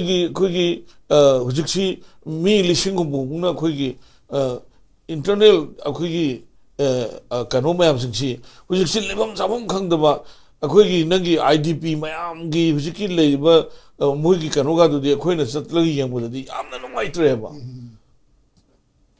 purely akhoi gi mi magi wakhalon si kamada sum phumangnaga madugi family ma leiba ise wari ni ko ai haise madada akhoi gi separation amta leitraba privacy amta leitraba aduga angang lairik pabasu adugi yung isana buthibasu adugi si mayam punamak singsi adugi potu da dum sahi si ani makhai sujil e wari bhai ko hujik madugi paisa khar kai thor pudusu kaino yam hainei madu chapchaba akhoi gi kano leite ko aduga hujik akhoi gi mangda tarisi nong namu hujik akhoi gi manipur da prime minister lamdai nong ni sida leiru pochi akhoi gi national highway number 2 sida unc namu economic blockade namu hogram ne totally masi punamak se akhoi khangna sum leiba se masi gi si khangna sum leiba si akhoi budi akhoi 70 sujala eba khoi di khang ge ne ko angang akhoi gi sahi tra pan su de ni pu su ba angang sing do si khang ga karmai na mo je patient kyam khoi oi le de no aduga amana manipur da hujik le ba akhoi gi arms group haitare ne arms group si moina lotion ba pa ma ga na tuk toro mina pa mi du kai no ꯑꯩꯈꯣꯏ ꯇꯥꯡꯕꯨꯗ ꯌꯨꯝ ꯑꯃ ꯁꯥꯔꯣ ꯑꯗꯨꯒ ꯋꯥꯔꯤ ꯁꯥꯟꯅꯅꯕ ꯁꯤꯜꯂꯁꯦꯅ ꯑꯩꯗꯤ ꯍꯧꯗꯣꯛꯄ ꯂꯩꯈ꯭ꯔꯦꯕ ꯃꯣꯏꯁꯨ ꯏꯟꯗꯤꯌꯥꯗ ꯂꯥꯛꯅꯤꯡꯗꯦ ꯀꯣ ꯑꯗꯒꯤꯗꯤ ꯃꯣꯏꯁꯨ ꯑꯗꯨꯗ ꯂꯥꯛꯅꯤꯡꯗꯦ ꯀꯥꯏꯅ ꯍꯥꯏꯅꯕ ꯃꯌꯥꯝ ꯑꯃ ꯑꯗꯨ ꯋꯥꯔꯤ ꯋꯥꯇꯥꯏ ꯁꯥꯕꯒꯤ ꯂꯝꯕꯤ ꯑꯃ ꯃꯣꯏꯅ ꯇꯧꯔꯤꯕꯁꯨ ꯋꯥꯔꯤ ꯋꯥꯇꯥꯏ ꯁꯥꯕ ꯊꯣꯛꯂꯝꯗ ꯍꯥꯟꯅ ꯐꯥꯔꯦ ꯋꯥꯔꯤ ꯀꯣ ꯑꯗꯨ ꯁꯤ ꯑꯩꯈꯣꯏꯒꯤ ꯅꯤꯡꯕ ꯏꯊꯨꯡ ꯊꯨꯡꯗꯕ ꯃꯌꯥꯝ ꯑꯃ ꯁꯨꯝ ꯑꯩꯈꯣꯏꯒꯤ ꯀꯩꯅꯣ ꯇꯧꯔꯛꯄ ꯄꯣꯠꯁꯤ ꯑꯗꯨꯒ ꯑꯩꯈꯣꯏꯒꯤ ꯂꯝꯗꯝꯁꯤ 1949ꯗꯒꯤ ꯏꯄꯥ ꯏꯄꯨꯅ ꯊꯅꯝꯕ ꯀꯥꯟꯗ ꯑꯩꯈꯣꯏꯒꯤ ꯂꯝꯈꯩꯁꯦ ꯆꯨꯔꯆꯥꯟꯄꯨꯔꯀꯥꯁꯤ ꯄꯤꯌꯣꯔꯂꯤ ꯃꯩꯇꯩꯒꯤꯅꯤ ꯀꯩꯅꯣ ꯑꯁꯤ ꯌꯦꯂꯥꯡ ꯍꯥꯏꯅ ꯈꯪꯅꯔꯝꯃꯤ ꯀꯩꯅꯣ ꯌꯦꯂꯥꯡ ꯍꯥꯏꯁꯤꯗ ꯀꯤꯍꯣꯝ ꯈꯔ ꯊꯣꯛꯑꯝꯃꯦꯕ ꯑꯗꯣ ꯑꯩꯈꯣꯏꯅ ꯑꯉꯥꯡ ꯑꯣꯏꯔꯛꯇ ꯃꯣꯏꯔꯥꯡ ꯄꯥꯀꯤꯡ ꯀꯥꯏꯅ ꯑꯃ ꯂꯩꯔꯝꯃꯤꯀꯣ ꯌꯦꯂꯥꯡ ꯀꯤꯍꯣꯝꯁꯦ ꯑꯗꯨ ꯂꯥꯛꯏ ꯄꯣꯂꯥꯡꯗꯀꯣ ꯋꯥꯔꯤ ꯍꯥꯏꯕ ꯆꯨꯔꯆꯥꯟꯄꯨꯔ ꯊꯣꯟꯈꯤꯕ ꯀꯥꯏꯁꯤꯗꯤ ꯀꯣꯟꯅ ꯑꯩꯈꯣꯏ ꯅꯤꯡꯊꯧꯅ ꯇꯧꯕꯅꯦꯕ ꯑꯩꯈꯣꯏ ꯃꯩꯇꯩꯅ ꯍꯧꯖꯤꯛ ꯂꯩꯔꯤꯕꯗꯨ ꯃꯣꯔ ꯗꯦꯟ 60-70 years ꯁꯨꯔꯕ ꯉꯥꯛꯇꯅꯦꯕ ꯑꯗꯨꯒ ꯂꯩꯔꯤꯁꯤꯡꯁꯦ ꯑꯗꯨ ꯀꯥꯡꯄꯣꯛꯄꯤꯗꯁꯨ ꯑꯗꯨꯉꯥꯏ ꯍꯥꯟꯅ ꯀꯦꯁꯣꯔ ꯊꯕꯥ ꯀꯥꯏꯅ ꯕꯣꯠ ꯈꯥꯔꯝꯃꯦꯕꯀꯣ ꯅꯦꯄꯥꯂꯤꯅ ꯃꯗꯨꯗ ꯂꯤꯌꯥꯡꯃꯩꯒ ꯅꯦꯄꯥꯂꯤꯒ ꯂꯩꯔꯝꯃꯤ ꯌꯥꯝꯅ ꯗꯣꯃꯤꯅꯦꯠ ꯇꯧ ꯂꯩꯔꯝꯃꯤꯁꯦ ꯑꯗꯨꯗ ꯑꯁꯣꯝꯗꯒꯤ ꯂꯥꯛꯏꯕ ꯀꯥꯡꯕꯨꯁꯤ ꯁꯔꯄ꯭ꯔꯥꯏꯖ ꯂꯦꯟꯗꯤꯡ ꯇꯧꯁꯜꯂꯔꯤꯁꯤ ꯌꯨꯝꯒꯁꯤ ꯄꯪꯁꯥꯗ ꯁꯥꯖꯤꯜꯂꯒ ꯃꯤꯗꯤ ꯑꯝꯇ ꯂꯩꯇꯕ ꯁꯣ ꯂꯣꯜꯂꯒ ꯊꯝꯕ ꯍꯥꯏꯇꯥꯔꯦ ꯁꯦꯇꯤꯂꯥꯏꯠ ꯄꯤꯛꯆꯔꯗ ꯃꯤ ꯂꯩꯔꯦ ꯀꯥꯏꯅ ꯎꯅꯅꯕ ꯁ꯭ꯋꯥꯏꯒꯤ ꯇꯦꯛꯇꯤꯁ ꯃꯌꯥꯝ ꯑꯃ ꯑꯗꯨ ꯑꯩꯈꯣꯏ ꯁꯤꯗꯒꯤ ꯐꯦꯖꯣꯜ ꯆꯠꯄ ꯀꯥꯟꯗ ꯑꯩꯅ ꯑꯩꯈꯣꯏꯒꯤ ꯀꯦꯟꯗꯤꯗꯦꯠ ꯑꯃꯒꯤ ꯑꯩ ꯐꯦꯖꯣꯜ ꯆꯠꯄ ꯀꯥꯟꯗ ꯐꯦꯖꯣꯜꯒꯤ ꯍꯧꯖꯤꯛꯀꯤ ꯃꯦꯟ ꯔꯣꯗꯇꯨꯒꯤ ꯅꯥꯛ ꯌꯦꯠꯇꯒ ꯇꯥꯔꯤꯕ ꯌꯨꯝꯁꯥꯁꯤ ꯃꯦꯟꯃꯥꯔꯗ ꯁꯥꯔꯤꯕ ꯌꯨꯝꯁꯥ ꯑꯗꯨꯃꯛꯅꯦꯕ ꯀꯥꯡꯊꯛ ꯅꯥꯏꯅ ꯁꯥꯕ ꯃꯈꯣꯡꯁꯦ ꯍꯧꯒꯠꯂꯒ ꯃꯊꯛꯇ ꯀꯩꯅꯣ ꯇꯧꯔ ꯁꯥꯕꯤꯁꯦ ꯑꯗꯨꯒ ꯇꯨꯄꯤ ꯎꯄꯤ ꯃꯩꯇꯩꯂꯣꯟ ꯊꯣꯛꯇꯦ ꯍꯤꯟꯗꯤ ꯊꯣꯛꯇꯦ ꯏꯪꯂꯤꯁ ꯊꯣꯛꯇꯦ ꯃꯩꯇꯩꯂꯣꯟ ꯊꯣꯛꯇꯦ ꯑꯣꯏꯀꯣ ꯑꯁ ꯃꯌꯥꯝꯁꯤ ꯑꯗꯨ ꯑꯩꯈꯣꯏꯒꯤ ꯀꯩꯅꯣꯁꯦ ꯏꯟꯐ꯭ꯂꯛꯁ ꯑꯩꯈꯣꯏ ꯏꯂꯤꯒꯦꯟ ꯃꯥꯏꯒ꯭ꯔꯦꯟꯁꯦ ꯃꯁꯤꯅ ꯂꯤꯗꯔ ꯑꯣꯏꯔꯒ ꯁꯦꯝꯕ ꯂꯥꯜꯍꯧꯕꯗꯣ ꯃꯣꯏꯅ ꯀꯔꯤ ꯇꯧꯔꯒꯦꯗ ꯅꯦꯁꯅꯦꯜꯒꯤ ꯐ꯭ꯂꯦꯛꯀꯥꯁꯤ ꯍꯣꯏ ꯃꯣꯏ ꯅꯨꯡꯁꯤꯀꯣ ꯇ꯭ꯔꯥꯏ ꯀꯂꯔꯒꯤ ꯐ꯭ꯂꯦꯛꯀꯥꯁꯤ ꯑꯣꯟꯅ ꯇꯩꯅ ꯄꯥꯏꯖꯔꯒꯁꯨ ꯃꯣꯏ ꯄꯥꯏꯗꯅ ꯑꯗꯒꯤ ꯑꯩꯈꯣꯏꯒꯤ ꯅꯦꯁꯅꯦꯜ ꯁꯣꯡꯒꯥꯁꯤ ꯁꯛꯇꯅ ꯑꯗꯨ ꯃꯣꯏ ꯏꯟꯗꯤꯌꯟ ꯅꯦꯁꯅꯦꯂꯤꯇꯤꯅꯤ ꯀꯥꯏꯅ ꯎꯠꯆꯅꯤꯡꯕꯒꯤ ꯌꯥꯝꯅ ꯏꯟꯗꯤꯌꯥꯒꯤ ꯑꯣꯏꯕ ꯐꯣꯔꯁꯦꯁꯁꯤꯡꯒ ꯃꯣꯏꯒ ꯅꯨꯡꯁꯤꯅꯕꯒꯤ ꯄꯣꯠꯇꯨ ꯌꯥꯝ ꯂꯩ ꯍꯥꯏꯔꯤꯕꯀꯣ ꯑꯗꯨ ꯏꯟꯗꯤꯌꯥ ꯒꯃꯦꯟꯒꯤ ꯁꯦꯟꯇ꯭ꯔꯦꯜ ꯐꯣꯔꯁꯦꯁꯀꯤ ꯏꯁꯇꯦꯠ ꯐꯣꯔꯁꯦꯁꯇ ꯅꯥꯎꯔꯤ ꯑꯃꯐꯥꯎ ꯀꯥꯞꯅꯗꯕ ꯀꯥꯡꯕꯨꯗꯨ ꯁꯨ ꯇꯧꯔꯤꯁꯤ ꯀꯥꯟꯅꯕꯁꯤ ꯀꯩꯅꯣ ꯑꯣꯀꯦ ꯁꯤ ꯁꯨ ꯇꯧꯔꯤꯁꯦ ꯃꯁꯤꯒꯤ ꯀꯥꯟꯅꯕꯁꯤ ꯀꯩꯅꯣ ꯑꯗꯨꯒ ꯃꯁꯤꯒꯤ ꯄꯣꯠꯁꯤꯅ ꯀꯔꯤꯒꯨꯝꯕ ꯑꯩꯈꯣꯏꯒꯤ ꯃꯣꯏꯅ ꯈꯜꯂꯤꯕ ꯖꯤꯑꯣ ꯄꯣꯂꯤꯇꯤꯛꯁꯇꯣ ꯑꯗꯨꯒꯤ ꯐꯣꯔꯃꯨꯂꯦꯁꯟꯗꯨ ꯇꯥꯗ꯭ꯔꯕꯗꯤ ꯑꯩꯈꯣꯏꯒꯤ ꯃꯅꯤꯄꯨꯔꯒꯤ ꯃꯤꯌꯥꯝꯅ ꯋꯥꯔꯧꯕꯁꯦ ꯃꯁꯤ ꯀꯝꯄ꯭ꯔꯣꯃꯥꯏꯖ ꯇꯧꯕ ꯂꯨꯅꯤꯀꯣ ꯑꯣꯀꯦ ꯀꯝꯄ꯭ꯔꯣꯃꯥꯏꯖ ꯇꯧꯕ ꯂꯨꯅꯤ ꯑꯗꯨꯒ ꯑꯍꯥꯟꯕ ꯔꯥꯎꯟꯁꯦ ꯑꯩꯅ ꯊꯝꯖꯅꯤꯡꯕꯁꯤ ꯑꯣꯅꯔꯦꯕꯜ ꯄ꯭ꯔꯥꯏꯝ ꯃꯤꯅꯤꯁꯇꯔꯁꯤ ꯂꯥꯛꯄꯤꯕꯁꯦ ꯃꯁꯤꯃꯗꯤ ꯑꯩꯅ ꯁꯨꯝ ꯈꯟꯖꯕꯗ ꯃꯥꯅ ꯂꯥꯛꯀꯗꯣꯏꯁꯤ ꯁꯥꯟꯇꯤꯒꯤ ꯄꯥꯎꯖꯦꯜ ꯑꯃ ꯁꯣꯏꯗꯅ ꯄꯨꯔꯛꯀꯗꯧꯕ ꯃꯥꯜꯂꯤ ꯑꯗꯨꯒ ꯃꯗꯨꯒꯤ ꯄꯣꯠꯇꯨꯒꯤ ꯃꯈꯥꯗꯨꯗ ꯃꯅꯤꯄꯨꯔ ꯃꯤꯌꯥꯝꯅ ꯈꯟꯖꯕ ꯏꯂꯦꯛꯇꯦꯠ ꯀꯥꯡꯕꯨꯁꯤꯡꯁꯤꯒꯤ ꯒꯣꯔꯃꯦꯟ ꯑꯃ ꯐꯣꯔꯃꯦꯁꯟ ꯇꯧꯕ ꯈꯣꯠꯄꯒꯤ ꯄꯣꯠꯇꯣ ꯑꯗꯨꯒꯤ ꯄꯣꯠꯇꯨ ꯂꯥꯛꯑꯒ ꯑꯃꯨꯛꯇꯪ ꯀꯔꯤ ꯂꯥꯛꯄꯅꯣ ꯌꯦꯡꯁꯤ ꯑꯗꯨꯒ ꯅꯦꯁꯅꯦꯜ ꯍꯥꯏꯋꯦꯁꯤ ꯃꯁꯤꯁꯤꯗ ꯑꯩꯈꯣꯏꯒꯤ ꯇꯧꯔꯤꯕ ꯑꯩꯈꯣꯏꯒꯤ ꯏꯟꯗꯤꯌꯥ ꯒꯃꯦꯟꯒꯤ ꯁꯤꯐꯥꯏꯁꯤꯡ ꯅꯋꯥ ꯂꯧꯗꯦ ꯏꯅꯈꯤꯕ ꯑꯩꯈꯣই ꯇ꯭ꯔꯥꯏꯄꯥꯔꯠꯇꯣ ꯇꯥꯡ 4ꯒꯤ ꯉꯔꯥꯡ ꯅꯍꯥꯟ ꯏꯅꯈꯤꯕꯁꯤ ꯅꯋꯥ ꯂꯧꯗꯦ ꯑꯩꯈꯣꯏ ꯃꯗꯨꯒꯤ ꯀꯩꯅꯣ ꯇꯧꯕꯅꯤ ꯀꯥꯏꯅ ꯃꯣꯜꯒꯤ ꯄꯣꯠꯁꯦ ꯍꯧꯖꯤꯛꯀꯤ ꯑꯩꯈꯣꯏꯒꯤ ꯃꯣꯜꯒꯤ ꯄꯣꯠꯁꯦ ꯃꯗꯨꯃꯛꯇꯨ ꯁꯣ ꯇꯧꯕ ꯃꯥꯜꯂꯦꯕ ꯃꯁꯤꯒꯤꯁꯤ ꯏꯟꯗꯤꯌꯥ ꯒꯃꯦꯟꯅ ꯏꯃꯤꯗꯤꯌꯦꯠꯂꯤ ꯃꯁꯤ ꯃꯣꯏ ꯃꯊꯛꯇ ꯀꯔꯤ ꯇꯧ ꯌꯥꯕꯒꯦꯗꯣ ꯑꯣꯀꯦ ꯑꯀꯟꯕ ꯑꯦꯛꯁꯟ ꯂꯧꯕꯒꯤ ꯇꯉꯥꯏ ꯐꯗꯕ ꯑꯃꯗꯤ ꯂꯩꯔꯦ ꯍꯥꯏꯕꯅꯤ ꯍꯥꯏꯗꯤ ꯑꯦꯒ꯭ꯔꯤꯃꯦꯟ ꯇꯧꯅꯈꯤꯕ ꯅꯨꯃꯤꯠ ꯑꯩꯈꯣꯏꯒꯤ 5ꯈꯛ ꯁꯨꯗ ꯉꯥꯏꯔꯤꯕꯅꯤ ꯑꯗꯨꯒ ꯍꯥꯏꯔꯤꯕ ꯑꯦꯒ꯭ꯔꯤꯃꯦꯟꯗꯨ ꯁꯥꯏꯟ ꯍꯦꯛ ꯇꯧꯅꯕꯗꯒꯤ ꯆꯠꯅꯔꯦ ꯍꯥꯏꯅꯁꯨ ꯄꯜꯂꯤꯕꯅꯤ ꯑꯗꯨꯃꯛꯇꯗ ꯑꯁꯤꯒꯨꯝꯕ ꯊꯧꯑꯣꯡ ꯇꯧꯔꯛꯄ ꯑꯁꯤ ꯌꯥꯝꯅ ꯑꯀꯟꯕ ꯑꯦꯛꯁꯟ ꯑꯃꯗꯤ ꯂꯧꯕꯒꯤ ꯇꯉꯥꯏ ꯐꯗꯕ ꯂꯩ ꯍꯥꯏꯕꯅꯤ ꯑꯩ ꯃꯈꯥ ꯇꯥꯔꯛꯄꯁꯤ ꯁꯥꯟꯇ ꯃꯔꯨꯑꯣꯏꯅ ꯃꯅꯤꯄꯨꯔꯁꯤ ꯃꯔꯨꯑꯣꯏꯅ ꯆꯤꯡꯒꯤ ꯂꯝꯁꯤꯡꯁꯤ ꯐꯣꯔ ꯑꯦꯛꯖꯥꯝꯄꯜ ꯃꯣꯜꯂꯣꯝ ꯍꯥꯏꯔꯁꯤ ꯑꯣꯔ ꯑꯗꯔ ꯆꯤꯡꯒꯤ ꯃꯐꯝꯁꯤꯡ ꯍꯥꯏꯔꯁꯤ ꯔꯨꯜꯁ ꯑꯣꯐ ꯑꯩꯈꯣꯏꯒꯤ ꯂꯣ ꯍꯥꯏꯕ ꯇꯥꯔꯦ ꯑꯩꯈꯣꯏꯒꯤ ꯂꯩꯔꯤꯕ ꯆꯠꯅ ꯀꯥꯡꯂꯣꯟ ꯑꯥꯏꯟꯒꯤ ꯂꯩꯔꯤꯕ ꯃꯌꯥꯝꯁꯦ ꯑꯃꯠꯇ ꯆꯠꯅꯗꯕ ꯃꯥꯟꯕ ꯑꯦꯅꯤ ꯊꯧꯗꯣꯛ ꯋꯥꯊꯣꯛ ꯑꯃꯗ ꯍꯦꯛꯇ ꯈꯨꯠꯂꯥꯏ ꯄꯥꯏꯕꯁꯤꯡꯅ ꯂꯣꯏꯅꯃꯛ ꯁꯟꯇꯥꯏꯅꯔꯒ ꯍꯦꯛꯇ ꯑꯌꯥꯕ ꯄꯨꯔꯛꯄꯒꯤ ꯐꯤꯕꯝ ꯑꯃꯗ ꯑꯗꯨꯝ ꯂꯥꯛꯄ ꯍꯥꯏꯕ ꯇꯥꯔꯦ ꯃꯁꯤꯅꯁꯨ ꯑꯌꯥꯝꯕ ꯊꯣꯛꯍꯟꯅꯤꯡꯕ ꯊꯕꯛ ꯀꯌꯥ ꯑꯃ ꯊꯣꯛꯑꯕ꯭ꯔꯥ ꯈꯨꯠꯂꯥꯏ ꯄꯥꯏꯕꯁꯤꯡꯒꯤ ꯔꯨꯜꯁꯗ ꯂꯣꯏꯅꯃꯛ ꯆꯠꯂꯒ ꯂꯩꯔꯕ꯭ꯔꯥ ꯍꯥꯏꯕꯒꯤ ꯋꯥꯍꯪꯁꯤꯅꯤ ꯑꯗꯨꯅ ꯃꯔꯝ ꯑꯣꯏꯔꯒ ꯉꯁꯥꯏ ꯈꯨꯠꯂꯥꯏ ꯄꯥꯏꯕꯁꯤꯡ ꯑꯗꯨꯒꯤ ꯃꯤꯡꯗ ꯑꯩꯈꯣꯏꯒꯤ ꯇꯣꯈꯥꯏꯕ ꯑꯦꯟꯇꯥꯏꯇꯤ ꯑꯃꯃꯝ ꯊꯣꯛꯂꯛꯄ ꯌꯥꯅꯕꯒꯤ ꯋꯥꯐꯝꯁꯤ ꯂꯥꯛꯑꯕ꯭ꯔꯥ ꯍꯥꯏꯕꯒꯤ ꯋꯥꯍꯪꯁꯤꯗ ꯀꯃꯥꯏꯅ ꯌꯦꯡꯕꯤꯌꯦ ꯄ꯭ꯔꯦꯝꯆꯥꯟ ꯑꯩꯈꯣꯏꯒꯤ ꯍꯧꯖꯤꯛꯀꯤ ꯉꯁꯤꯒꯤ ꯗꯤꯁꯀꯁꯟꯁꯦ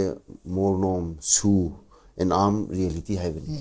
ꯑꯗ ꯑꯩꯈꯣꯏꯅ ꯍꯧꯖꯤꯛ ꯁꯨꯒꯤꯁꯤꯅꯤ ꯃꯔꯨꯑꯣꯏꯅ ꯑꯣꯖꯥ ꯇꯣꯝꯕꯤꯅꯁꯨ ꯍꯥꯏꯕꯤꯔꯤꯕ ꯑꯩꯈꯣꯏꯒꯤ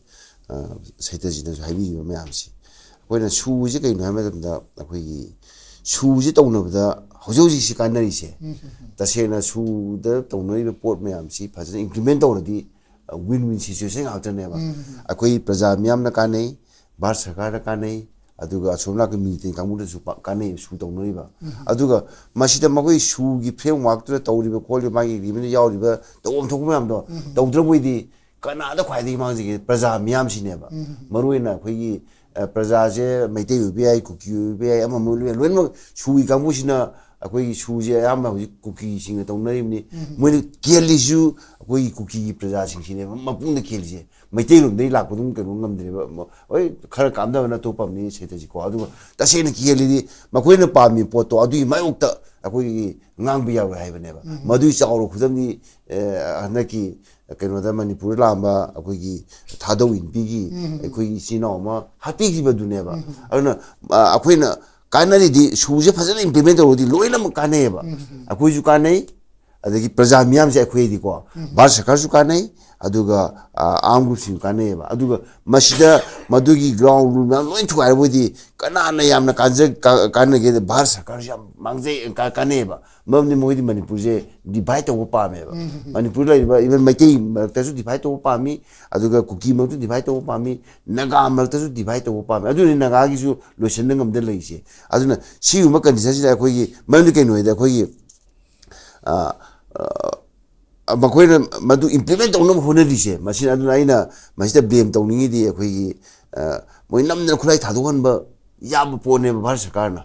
ꯚꯥꯔꯠ ꯁꯔꯀꯥꯔꯁꯤ ꯅꯝꯗꯅ ꯑꯩꯈꯣꯏꯒꯤ ꯁꯨꯗ ꯇꯧꯔꯤꯕ ꯀꯥꯡꯕꯨꯁꯤꯡꯗꯨꯅ ꯃꯣꯏ ꯈꯨꯠꯂꯥꯏ ꯊꯥꯗꯣꯛꯍꯟꯕꯗꯤ ꯉꯝꯃꯣꯏꯑꯕ ꯑꯗꯨ ꯚꯥꯔꯠ ꯁꯔꯀꯥꯔꯁꯤꯗꯤ ꯁꯨꯄꯔ ꯄꯋꯥꯔ ꯑꯃ ꯑꯣꯏꯈꯠꯂꯛꯏꯕꯅꯦꯕ ꯍꯧꯖꯤꯛ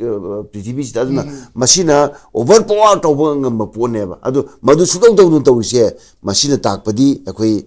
ꯃꯕꯨꯛ ꯁꯦꯡꯗꯕ ꯍꯥꯏꯇꯥꯔꯦ ꯑꯩꯈꯣꯏ ꯚꯥꯔꯠ ꯁꯔꯀꯥꯔꯁꯤ ꯑꯩꯅ ꯍꯥꯏꯕꯗ ꯑꯩ ꯉꯁꯤ ꯄ꯭ꯔꯦꯁ ꯁ꯭ꯇꯦꯠꯃꯦꯟ ꯊꯣꯛꯏ ꯃꯗꯨꯗ ꯑꯩꯅ ꯍꯥꯏꯅꯤꯡꯉꯤꯁꯤ ꯀꯩ ꯆꯤꯟꯒꯤ ꯈꯨꯠꯀ ꯃꯥꯟꯅꯗꯕ ꯁꯦ ꯃꯈꯣꯏꯅ ꯀꯩꯅꯣ ꯇꯧꯅꯤ ꯍꯥꯏꯔꯦ ꯑꯩꯈꯣꯏ ꯃꯃꯥꯡꯒꯤ ꯃꯥꯔꯆ 1ꯗ 2025ꯀꯤ ꯑꯩꯈꯣꯏ ꯃꯥꯔꯆ 8ꯗꯒꯤ ꯐ꯭ꯔꯤ ꯃꯨꯚꯃꯦꯟꯁꯦ ꯌꯥꯍꯜꯂꯅꯤ ꯍꯥꯏꯕꯁꯤꯅ ꯃꯗꯨ ꯃꯣꯏ ꯏꯝꯄ꯭ꯂꯤꯃꯦꯟ ꯇꯧꯕ ꯉꯝꯗꯦ ꯑꯗꯒꯤ ꯃꯣꯏꯒꯤ ꯊꯛꯀ ꯈꯥꯒ ꯃꯥꯟꯅꯗꯕ ꯑꯗꯨꯅ ꯀꯩꯅꯣ ꯍꯥꯏꯕ ꯃꯇꯝꯁꯦ ꯑꯩꯈꯣꯏꯅ ꯍꯥꯏꯔꯤꯕ ꯁꯨꯁꯤ ꯑꯩꯈꯣꯏꯒꯤ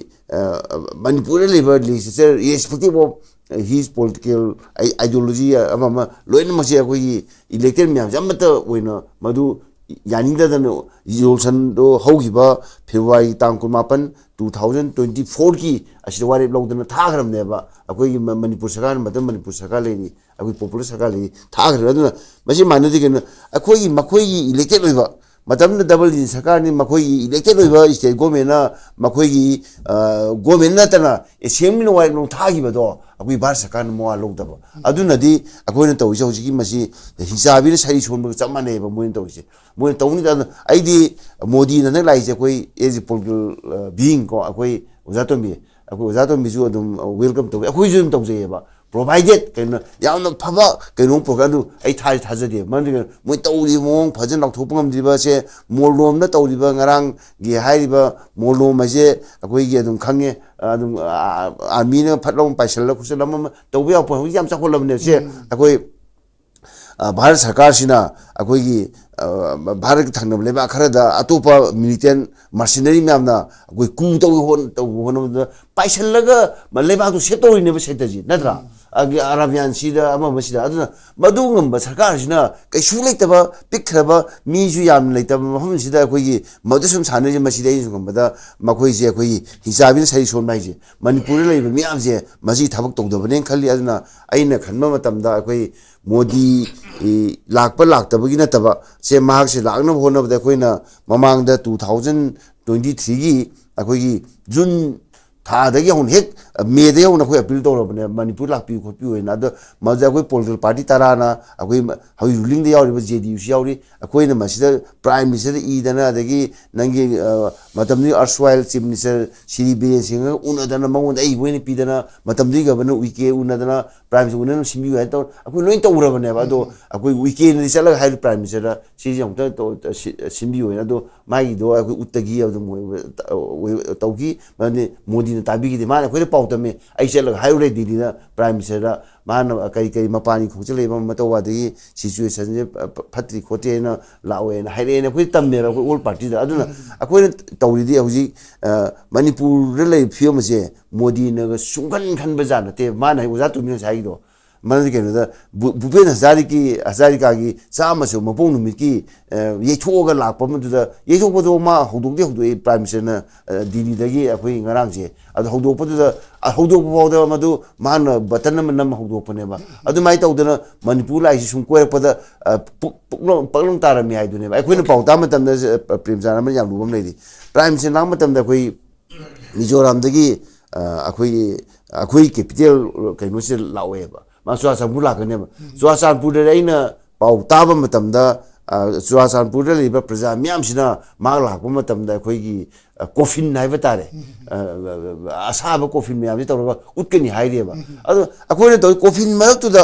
ꯆꯪꯉꯒ ꯑꯩꯈꯣꯏ ꯃꯩꯇꯩꯒꯤꯗꯤ ꯍꯤꯟꯗꯨꯒꯤꯗꯤ ꯃꯩꯇꯩ ꯙꯔꯃꯁꯦ ꯃꯥꯡꯉꯤꯕꯅꯦꯕ ꯀꯩꯅꯣ ꯆꯠꯄꯁꯦ ꯃꯗꯨ ꯂꯥꯛꯄ ꯁꯦꯡꯉꯕ ꯀꯪꯂꯥꯗ ꯂꯥꯛꯀꯅꯤ ꯁꯤꯗꯤꯀꯣ ꯑꯩꯗꯤ ꯃꯥ ꯏꯔꯨꯖꯔꯒ ꯂꯥꯛꯍꯟꯅꯤꯡꯉꯦ ꯇꯁꯦꯡꯅ ꯍꯥꯏꯕ ꯃꯇꯝꯗ ꯃꯃꯥꯒꯤ ꯑꯔꯥꯟꯕꯗ ꯂꯣꯏꯅ ꯁꯦꯡꯗꯣꯛꯍꯜꯂꯒꯀꯣ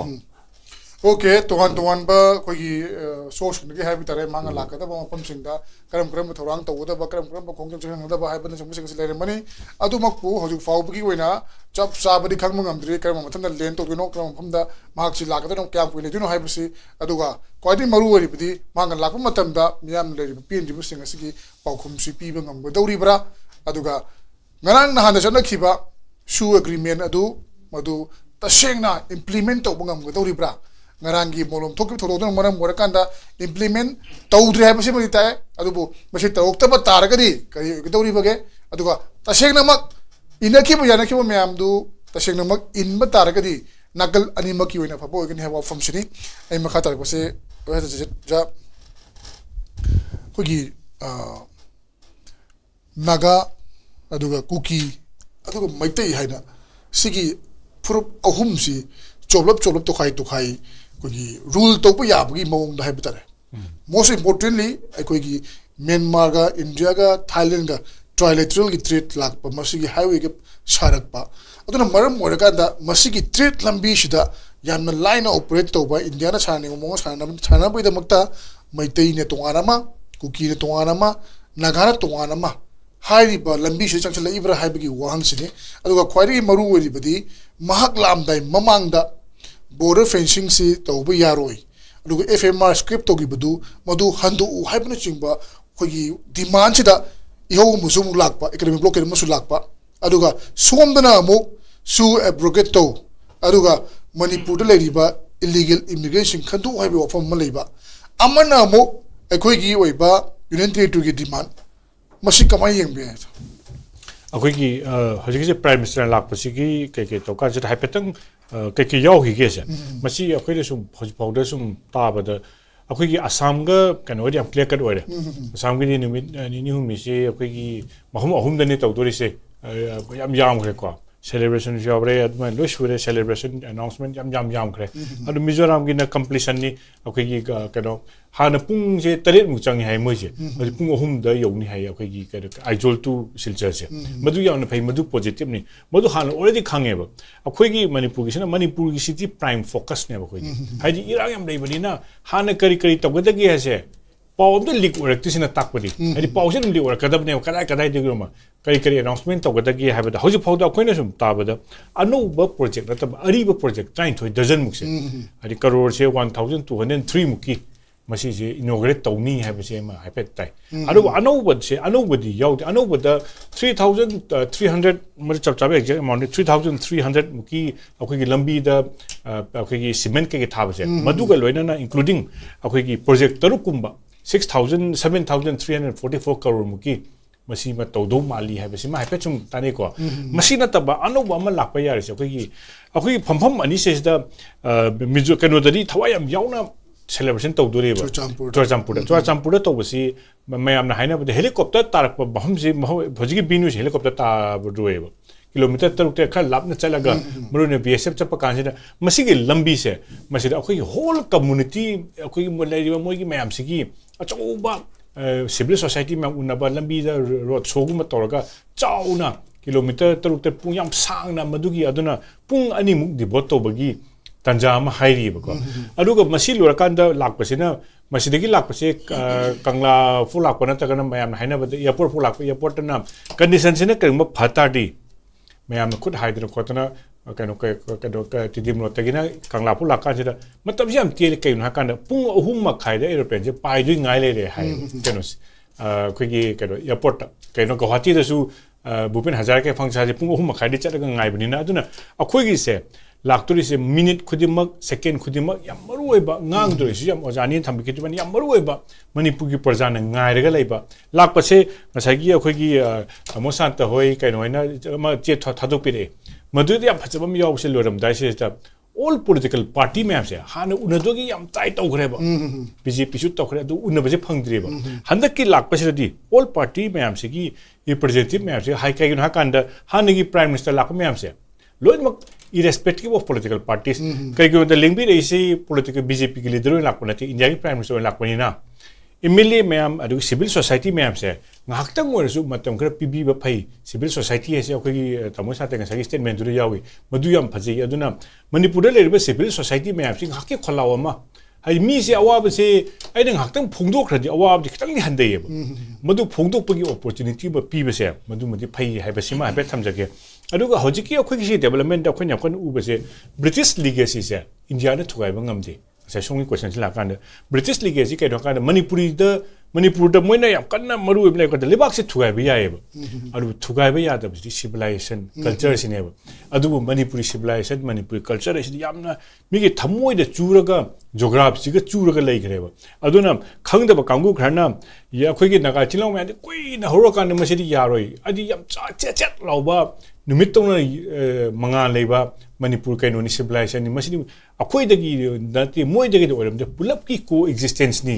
haiba khang mani dagi moi hojikti pulap ki wanga ba hore ba sumai tawdra moi anau ba lak pa kangu sinadi khangda ba okay phanong lak pa kangu sindi eta thugabi adu man ba kaino da yum sigi foundation je kyam lu na sa khage ji moi khangde ba foundation ji di akhoi ni saram ji thugabi yaw da foundation ne ba nuksi chanan leyu haiba ne ba aduna akhoi ni moi da haido se prime minister la kan da moi se le kan da prime minister understand tawdra se Maitai naga kuki yen sanaba se masi to kan sirak sum kewa sama sum thok leta di British na tharmi ba kano to thugai raga anoba mayon am do hong da di sa da tum akhoi chi akhoi ga sa hai dunia ko za hai dunia ko mi che ja wa chahi am sale ha chahi di am di chahi hum da ka su natte ko dum na ha dum oi biri am ko ne lebi ko adu bu akhoi no ja hai jari na sumaina to wada Manipur gi future gi khanba leader oi bitar di kitang akhoi gi progressive mind ama aduga divisive kind of politics haidi adu akhoi no haidoi duna mi maram dagi nuksiba dagi akhoi lamgi mi nuksiba ne henbiu miram da attention piba haidi Myanmar na kamai tori China na kamai tori sim khalaga akhoi sigi mi sing sum waraga akhoi si ka hetare indispensable oina khanbiu haidi da thugabi ya ba kana da mi don khanbi ganu akhoi se good citizen ni akhoi ne pirba contribution akhoi handak Rizwan Malik akhoi ki sukoi thoroga tori doni Manipur ki maximum number of sports Manipur dagi ni adigi punamak se akhoi contribution piba se madu khalaga recognize toraga thabak tobura phagbini progressive oiba divisive oiba wakan tobira du progressive mind ama yaw thabak tobi hoina okay progressive mind amaga lone na aduga Manipur haiba state asle leiba purup sing ase nungsi sanana yamna luba yamna achet pa yumpham amada leikibana maram moida kanda tokhai koina sanaba yagani divide and rule to yagani haibi wakalon du thadok piu haibani aduga nauna lakpa Manipur nauna laga khunda khiba aduga khoi gadi leiminaraba singasu thugairaga mache tana akoi si amana amagi tongan ba lena khiba yani haiba wakal si thadok piu madu kadunda oidoba wafam ni haiba khoi gi adugumba amna fajaba idea haiba tare ai makha tarak pasi latombe ja maruena jana sai pambi bida akoi gi assembly na fau thagi ba magi resolution whatever do gai khumna bilectre machine to pa se ta pang toro mo yare aduga adu maina ikai khumna bilectre ba sarkar du bulu ching ba prime minister lagu matam da muk mak lak bisram no i na mu haire Manipur miyam na prime minister lagu matam da hojiki taram u ko dori bra natra magi mayokta slogan lagu dori bra hai bagi khogi langdai ani jina miyam ju lepaga leibagi mami su ta da bnate kamai yeng be sa masi keno ni ai thamjage ko ꯑꯩꯈꯣꯏꯒꯤ ꯃꯅꯤꯄꯨꯔꯁꯤ UPꯒꯤ district ꯑꯃꯨꯛꯇꯪ ꯆꯥꯎꯕ ꯑꯗꯨꯒ ꯗꯤꯁꯇ꯭ꯔꯤꯛꯇꯨꯒꯤ ꯄꯣꯄꯨꯂꯦꯁꯟꯗꯨꯒ ꯑꯩꯈꯣꯏ ꯃꯅꯤꯄꯨꯔꯒꯤ ꯄꯣꯄꯨꯂꯦꯁꯟꯒꯁꯤ ꯌꯦꯡꯅꯕ ꯀꯥꯟꯗ ꯃꯤꯒꯤ ꯑꯁꯣꯝꯒꯤ ꯗꯤꯁꯇ꯭ꯔꯤꯛ ꯑꯃꯗꯅ ꯍꯦꯟꯅ ꯆꯥꯎꯕ ꯍꯥꯏꯇꯥꯔꯦ ꯑꯩꯈꯣꯏ ꯁꯤꯗꯒꯤ MLA ꯑꯃꯅ ꯐꯪꯉꯤꯕ ꯚꯣꯠꯁꯦ ꯑꯁꯣꯝꯗ ꯖꯤꯂꯥ ꯄꯔꯤꯁꯠ ꯑꯃꯅ ꯍꯦꯟꯅ MPꯅꯒ ꯐꯪꯉꯤꯁꯦ ꯌꯥꯝꯅ ꯑꯩꯈꯣꯏꯒꯤ ꯑꯗꯨꯒ MLAꯁꯤꯁꯨ ꯀ꯭ꯂꯥꯁ ꯈꯥꯏꯔꯤꯀꯣ ꯚꯣꯠ ꯊꯥꯗꯀꯥꯟꯗ ꯚꯦꯂꯨꯁꯤ ꯕꯣꯕ ꯑꯩ ꯂꯥꯛꯆꯒꯦ ꯀꯩꯅꯣꯅꯤ ꯍꯧꯖꯤꯛ ꯑꯩꯈꯣꯏꯒꯤ ꯃꯣꯏꯅ ꯉꯔꯥꯡ ꯅꯍꯥꯟꯒꯤ ꯇꯥꯡ 4ꯗ ꯃꯣꯏꯅ ꯇ꯭ꯔꯥꯏꯄꯥꯔꯠ ꯇꯣꯛꯇ ꯇꯧꯔꯤꯕ ꯑꯦꯒ꯭ꯔꯤꯃꯦꯟꯁꯦ ꯃꯁꯤ ꯑꯦज ꯏꯠ ꯏꯁ ꯐꯣꯂꯣ ꯇꯧꯔꯒꯗꯤ ꯑꯩꯈꯣꯏꯒꯤ ꯃꯥꯅ ꯂꯥꯛꯀꯗꯕꯁꯦ ꯌꯥꯝ ꯇꯦꯟꯅ ꯂꯥꯛꯑꯒꯁꯨ ꯑꯩꯈꯣꯏꯃꯛ ꯄꯨꯛꯅꯤꯡꯁꯤꯗ ꯅꯨꯡꯉꯥꯏꯕ ꯐꯥꯎꯒꯅꯦꯕ ꯑꯗꯨꯒ MISAꯒꯤ ꯂꯩꯔꯤꯕ ꯑꯣꯐꯤꯁꯤꯌꯦꯜꯁꯤꯡꯒ ꯃꯅꯤꯄꯨꯔꯒꯤ ꯇꯣꯉꯥꯟ ꯇꯣꯉꯥꯟꯕ ꯀꯩꯅꯣꯁꯤꯡ ꯒꯕꯔꯅꯔ ꯑꯗꯒꯤ ꯂꯩꯔꯤꯕ ꯆꯤꯐ ꯁꯦꯀ꯭ꯔꯦꯇꯔꯤ ꯑꯗꯨꯒ ꯂꯩꯔꯤꯕ ꯃꯌꯥꯝꯁꯤꯒ ꯇ꯭ꯔꯥꯏꯄꯥꯔꯠ ꯇꯣꯛ ꯇꯧꯅꯗꯅ ꯇꯧꯕꯗꯨꯗ ꯏꯟꯅꯔꯤꯕꯗꯨꯗ ꯁꯣꯏ ꯇꯧꯅꯔꯤꯕꯗꯨ ꯑꯗꯨꯒꯤ ꯋꯥꯍꯟꯊꯣꯛ ꯂꯩꯇꯕꯁꯤꯗꯒꯤ ꯂꯥꯛꯏꯕ ꯇ꯭ꯔꯦꯟꯁꯦ ꯑꯗꯨꯁꯨ ꯂꯥꯛꯇ꯭ꯔꯒꯗꯤ ꯐꯩꯌꯦꯕ ꯑꯗꯨꯒꯤ ꯂꯥꯛꯏꯕ ꯇ꯭ꯔꯦꯟꯁꯦ ꯉꯔꯥꯡꯒꯤ ꯅꯪꯒꯤ ꯕꯁ ꯑꯃꯗ ꯆꯦꯛ ꯇꯧꯔꯤꯕ ꯃꯑꯣꯡꯁꯤꯅ ꯇꯥꯛꯏꯕꯁꯤꯗꯤ ꯃꯣꯏꯅ ꯍꯥꯏꯔꯤꯕ ꯑꯩꯈꯣꯏꯒꯤ ꯅꯦꯁꯅꯦꯜ ꯍꯥꯏꯋꯦ 2 ꯑꯗꯨꯒ ꯅꯦꯁꯅꯦꯜ ꯍꯥꯏꯋꯦ 37ꯁꯦ ꯃꯣꯏꯅ ꯃꯁꯤ ꯐ꯭ꯔꯤ ꯃꯨꯚꯃꯦꯟ ꯌꯥꯔꯅꯤ ꯀꯥꯏꯅ ꯏꯟꯅꯕꯗ ꯌꯥꯎꯔꯤꯁꯦ ꯑꯗꯨꯗ ꯑꯃꯨꯛ ꯃꯗꯨꯒꯤ ꯑꯩꯈꯣꯏꯒꯤ ꯃꯣꯏꯒꯤ ꯀꯨꯀꯤꯒꯤ ꯂꯝ ꯂꯥꯟꯕ ꯌꯥꯗꯦ ꯀꯥꯏꯅ ꯑꯃꯨꯛ ꯍꯥꯏꯔꯛꯄꯁꯦ ꯃꯁꯤꯒꯤ ꯄꯣꯠꯁꯤ ꯌꯥꯗꯦ ꯍꯥꯏꯕꯗꯨ ꯕꯁꯇꯨ ꯆꯦꯛꯀ ꯇꯧꯗꯅ ꯁ꯭ꯂꯦꯡ ꯂꯦꯡꯒ꯭ꯋꯦꯖ ꯁꯤꯖꯤꯟꯅꯗꯅ ꯇꯧꯕꯁꯤ ꯃꯁ꯭ꯋꯥꯏꯁꯤꯗꯒꯤ ꯑꯩꯈꯣꯏꯒꯤ ꯇꯣꯉꯥꯟ ꯇꯣꯉꯥꯟꯕ ꯀꯣꯏꯁꯟ ꯃꯌꯥꯝ ꯑꯃ ꯃꯣꯏꯒꯤ ꯑꯦꯒ꯭ꯔꯤꯃꯦꯟꯁꯤ ꯀꯔꯝꯕ ꯃꯈꯜꯒꯤ ꯑꯦꯒ꯭ꯔꯤꯃꯦꯟꯅꯣ ꯍꯥꯏꯕ ꯄꯣꯠ ꯑꯃ ꯂꯥꯛꯑꯦꯕ ꯑꯗꯨꯅ ꯃꯌꯥꯝꯁꯤ ꯑꯉꯛꯄ ꯐꯥꯎꯕ ꯍꯥꯏꯇꯥꯔꯦꯅꯦ ꯑꯗꯨꯒ 29 ꯐꯦꯕ꯭ꯔꯨꯋꯥꯔꯤꯒꯤ ꯃꯣꯏꯅ ꯀꯣꯏꯁꯟ ꯂꯥꯛꯏꯗꯤ ꯉꯁꯥꯏꯒꯤ ꯈꯨꯠꯂꯥꯏ ꯄꯥꯏꯔꯒ ꯃꯈꯣꯏꯅ ꯃꯩꯇꯩ ꯆꯦꯛ ꯌꯥꯎꯕ ꯆꯦꯛ ꯇꯧꯏ ꯍꯥꯏꯕꯗꯨꯗꯤ ꯅꯠꯇꯦ ꯇꯁꯦꯡꯅ ꯍꯥꯏꯔꯒꯗꯤ ꯄꯥꯎꯒꯤ ꯂꯤꯈꯨꯜꯒꯤ ꯃꯇꯨꯡ ꯏꯟꯅ ꯃꯈꯣꯏꯗ ꯄꯦꯁꯦꯟꯖꯔꯁꯤꯡ ꯑꯗꯨꯅ ꯑꯩꯈꯣꯏꯒꯤ ꯐꯣꯇꯣꯒꯨꯝꯕ ꯀꯦꯃꯦꯔꯥꯒꯨꯝꯕ ꯀꯥꯞꯈꯤꯕꯒꯤ ꯃꯃꯤ ꯇꯥꯕꯗꯒꯤ ꯃꯗꯨ ꯀꯛꯊꯠꯅꯕ ꯈꯥꯝꯕꯅꯤ ꯍꯥꯏꯕ ꯋꯥꯐꯝꯅꯤ ꯑꯗꯨꯕꯨ ꯇꯣꯉꯥꯟꯅ ꯃꯗꯨ ꯅꯝꯃꯒ ꯊꯥꯗꯣꯔꯛꯄꯅꯤ ꯑꯗꯨꯕꯨ ꯃꯩꯇꯩ ꯑꯣꯏꯒꯦꯔꯥ ꯅꯥꯒꯥ ꯑꯣꯏꯒꯦꯔꯥ ꯌꯥꯝꯅ ꯐ꯭ꯔꯤꯗ ꯀꯨꯀꯤ ꯃꯤꯂꯤꯇꯦꯟꯁꯤꯡꯅ ꯑꯩꯈꯣꯏꯒꯤ ꯈꯨꯠꯂꯥꯏ ꯄꯥꯏꯔꯒ ꯆꯠꯂꯒ ꯂꯩꯔꯒ ꯃꯈꯣꯏꯅ ꯇꯧꯅꯤꯡꯕ ꯇꯧꯕ ꯑꯗꯨꯒꯤ ꯋꯥꯐꯝꯗꯨꯅꯦ ꯑꯣꯖꯥ ꯍꯧꯖꯤꯛ ꯑꯩ ꯀꯩꯅꯣꯝꯇ ꯍꯥꯏꯖꯒꯦ ꯑꯗꯨꯒꯤ ꯃꯣꯔꯃꯣꯟꯒꯤ ꯄꯣꯠꯁꯦ ꯑꯩꯅ ꯍꯥꯏꯖꯔꯤꯁꯤ ꯃꯣꯔꯂꯣꯝꯒꯤꯁꯦ ꯃꯁꯤꯒꯤꯁꯤ ꯕꯁꯇꯨꯗ ꯀꯥꯈꯠꯂꯝꯗꯥꯏꯗ ꯃꯩꯇꯩ ꯌꯥꯎꯕ꯭ꯔꯥ ꯍꯥꯏꯅ ꯂꯥꯎꯋꯦꯕ ꯅꯣꯏ ꯎꯁꯤꯠꯇꯕ꯭ꯔꯥ ꯍꯥꯏꯅꯁꯨ ꯂꯥꯎꯋꯦꯕ ꯑꯗꯨꯒꯤ ꯄꯣꯠꯇꯨꯅꯤꯀꯣ ꯑꯩ ꯂꯥꯛꯆꯔꯤꯗꯤ ꯑꯗꯨꯒꯤ ꯄꯣꯠꯇꯨꯅꯤ ꯂꯥꯛꯆꯔꯤꯗꯤ ꯃꯣꯏꯒꯤ ꯑꯥꯔꯝꯁ ꯄꯥꯏꯕ ꯀꯦꯗꯔ ꯑꯃꯅ ꯇꯥꯟꯅꯔꯒ ꯕꯁꯇꯣ ꯑꯗꯨꯒꯤ ꯀꯥꯈꯠꯂꯝꯗꯥꯏꯗ ꯃꯥꯅ ꯂꯥꯎꯕꯗꯨꯅꯦꯕ ꯃꯩꯇꯩ ꯌꯥꯎꯕ꯭ꯔꯥ ꯍꯥꯏꯅ ꯀꯣ ꯑꯗꯨ ꯃꯌꯥꯝ ꯂꯣꯏ ꯇꯥꯏꯌꯦꯕ ꯑꯗꯨꯒꯤ ꯄꯣꯠꯇꯨꯅꯦ ꯑꯩ ꯁꯦꯡꯗꯣꯛꯆꯕꯅꯤꯀꯣ ꯑꯗꯨꯒ ꯍꯧꯖꯤꯛ ꯁꯨꯃꯥꯏꯅ ꯁꯨꯝ ꯑꯩꯈꯣꯏꯒꯤ ꯀꯔꯤꯅꯣ ꯍꯥꯏꯇꯥꯔꯦꯅꯦ ꯀꯔꯤꯅꯣ ꯃꯣꯏꯒꯤ ꯄꯦꯟꯅꯅꯕ ꯍꯣꯠꯅꯕꯗ ꯑꯩꯈꯣꯏꯒꯤ ꯃꯩꯇꯩ ꯍꯥꯏꯕ ꯀꯝꯃꯨꯅꯤꯇꯤꯁꯤꯒꯤ ꯀꯔꯤꯝꯇ ꯌꯦꯡꯗꯕꯒꯤ ꯄꯣꯠ ꯑꯃ ꯂꯥꯛꯄꯁꯦ ꯃꯁ꯭ꯋꯥꯏꯁꯤꯗꯅꯦꯕ ꯑꯩꯈꯣꯏꯒꯤ ꯃꯅꯤꯄꯨꯔꯗ ꯂꯩꯔꯤꯕ ꯇꯣꯉꯥꯟ ꯇꯣꯉꯥꯟꯕ ꯀꯨꯀꯤ ꯅꯠꯇꯕ ꯊꯥꯗꯧ ꯌꯥꯎꯅ ꯏꯚꯟ ꯀꯣ ꯑꯗꯣ ꯃꯣꯏꯁꯤ ꯀ꯭ꯂꯥꯟ 8ꯅꯦꯕ ꯍꯥꯎꯀꯤꯞ ꯀꯤꯞꯖꯦꯟ ꯑꯗꯒꯤ ꯒꯥꯡꯇꯦ ꯑꯗꯒꯤ ꯃꯥꯔ ꯄꯥꯏꯇꯦ ꯊꯥꯗꯧ ꯀꯣ ꯑꯗꯨ ꯂꯩꯔꯤꯕ ꯄꯣꯠ ꯃꯌꯥꯝꯁꯤꯡꯁꯤ कुकी है कुकी कमाइन तौबनो मोइन तौरीबसी कमाइन तौबनो मोइसी अखोइगी गन्स पॉइंट हुजिक्सी एनी अखोइगी लीडर्स मैमसिंगसी मोइना लोइना कंट्रोल तौरगा हाइबा पोट मैमसिंगसी मोइना हाइबा थबकसी तौगदौने हाइबा पोटनेबा अदुगा मोइ लाउसु लाउथोइदना यूके लेमना मोइगी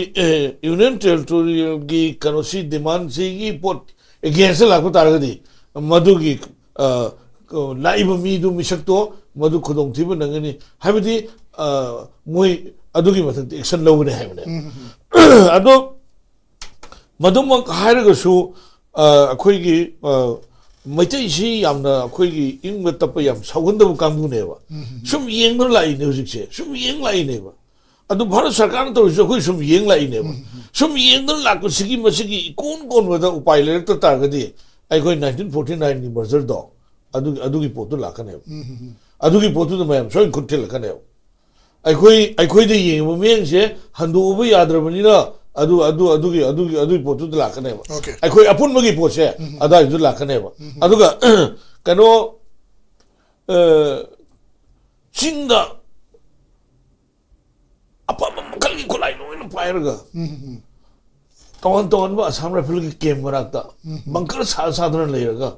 अदुगी खुलाई सिंगन freely